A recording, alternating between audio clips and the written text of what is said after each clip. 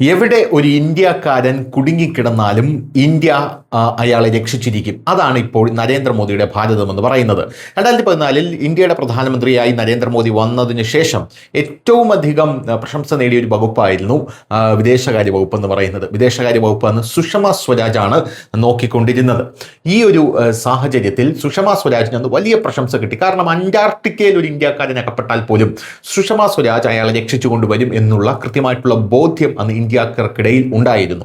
ഇപ്പോഴിതാ അതിനുശേഷം വിദേശകാര്യമന്ത്രിയായിട്ടുള്ള ജയശങ്കർ വന്നു. ജയശങ്കർ സുഷമ സ്വരാജിനെക്കാളും മികച്ച രീതിയിലാണ് വിദേശകാര്യ വകുപ്പ് കൊണ്ടുപോകുന്നത്. ഇപ്പോൾ ഇറാനിൽ തടവിലായിരിക്കുന്ന 10 ഇന്ത്യൻ നാവികരെ മോചിപ്പിച്ച് 10 മാസത്തെ നയതന്ത്ര ഒരു സംസാരത്തിന് ശേഷം ഇന്ത്യ നമ്മുടെ നാട്ടിലേക്ക് അവരെ കൊണ്ടുവരുന്നു എന്നുള്ളതാണ് report.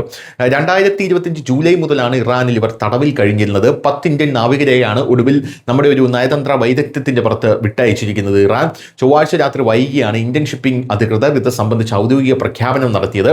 Directorate general of shipping പ്രകാരം ഈ നാവികരെല്ലാം 2025 ജൂലൈയിൽ ജസാഖ് തുറമുഖത്തിന് സമീപം ഇറാനിയൻ സുരക്ഷാ സേന പിടിച്ചെടുത്ത MV ഹാർബർ ഫീനിക്സ് എന്ന എണ്ണ ടാങ്കർ കപ്പലിൽ ജോലി ചെയ്യുകയായിരുന്നു.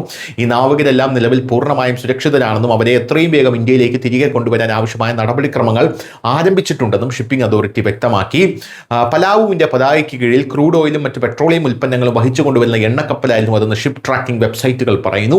ഇന്ത്യയും ഇറാനും തമ്മിൽ ദീർഘകാല നയതന്ത്ര ഊർജ്ജ ബന്ധങ്ങളുണ്ട്. എന്നാൽ ഗൾഫിൽ അനധികൃതമായി ഇന്ധനം കടത്തുന്ന കപ്പലുകൾ ഇറാൻ സൈന്യം ആവർത്തിച്ച് പിടിച്ചെടുത്തിട്ടുണ്ട്.